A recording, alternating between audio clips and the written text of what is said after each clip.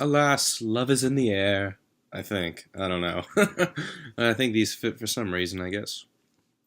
Anyways, yeah, I'm a bit brain dead. A lot happens in this episode, and not all of it quite fits all together in the sense that it would just, okay, we go from this awesome fight to uh, needing a date for a dance. Whatever. Anyways, how does this episode open up? Well, it opens up with Piera putting on her armor. Pretty cool. Nice to see how it fits on. And then it's just one of the most, just almost intimate action fights. One of the most intimate fights, I think, on this show. Piera fights the entirety of Team Cardinal and beats all of them. And just, wow. Goes on for about 5 minutes, this fight, and it's just, wow. Look at her go. Fights all of them at the same time. 1 versus 4. It's crazy, really. And just seeing her manage all the crazy things. I think at one point she swings her weapon around her neck at one point, and flings her shield Captain America style, bouncing off 2 guys at once. That was pretty sweet alone. Then they have time for one more fight, and the prof, the enchantress, she's saying, "Here, Blake, I think you need to be in a fight. Or how about you do the next one?" Though you can see Blake noticeably just looks out of it. She's busy in her book. Her eyes just look got big bags. Excuse me, big bags under them.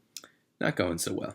But then Mercury, blue-haired guy, raises his hand, volunteering as tribute, and he's allowed to pick his opponent. Who does he pick?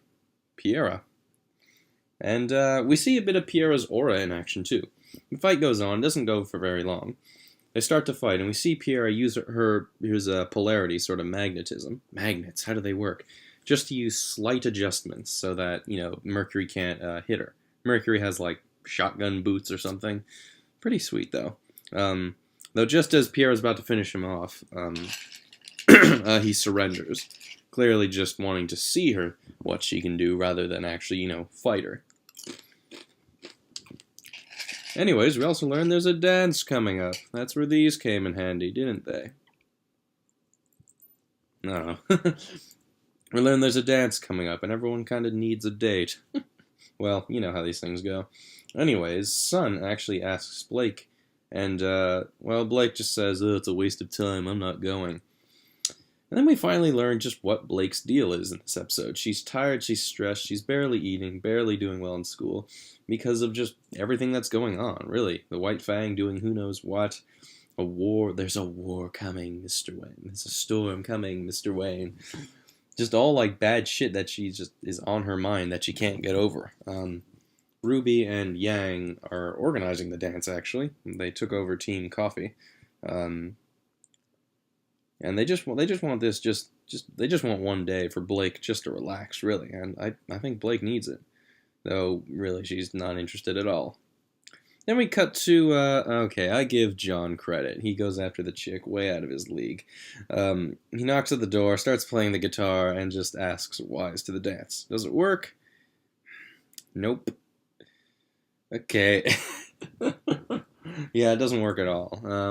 But, points for trying. He had a guitar, he tried to sing, and Wise says, "Hey, I already have someone in mind." Whatever.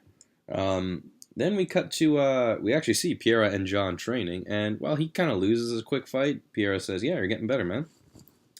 And then John starts to explain his problem with Weiss to Piera, which I was about to say, dude, you have a chick who's helping you, is, about as gorgeous as they get, is a redhead and everything, and is basically your best friend. Just ask her. You could tell Piera wants John to ask her, but why doesn't she just ask him? Oh, well, I always say it's more professional for the guy to ask, but come on.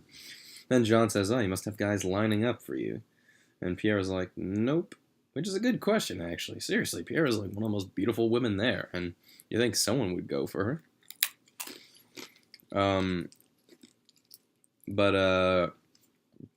So yeah, that happens. And John just, after that training session, they just go to bed. I go to sleep, I guess.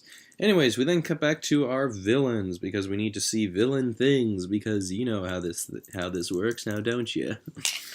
Anyways, Emerald and Mercury are just explaining, Piera's fighting style, why she's untouchable.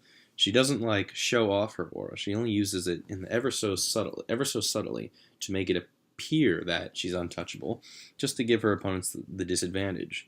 The slightest, change can, that can lead to her victory. Anyway, Cinder goes on explaining that, like it won't matter what powers they possess, they'll all disappear or something like that, which makes me wonder. And then the episode ends with her holding like a little needle, like a sewing needle or something. It's like the plan is moving into motion or something. Just, I don't know, maybe it's like a toxic needle or something. And it just ends right there.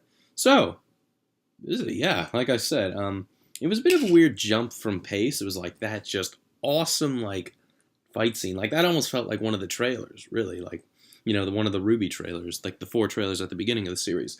Really, just showing Piera just, taking names and kicking ass.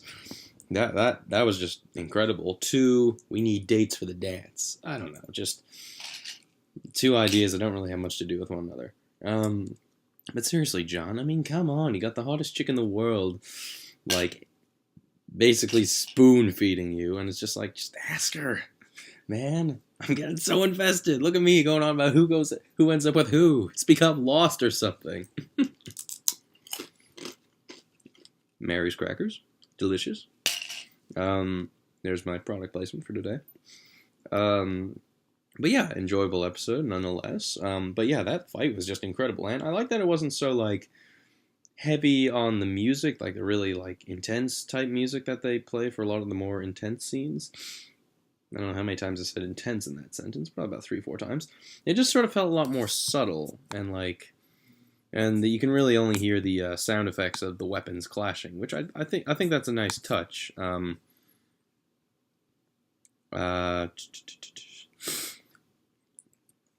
just thought that was a nice touch.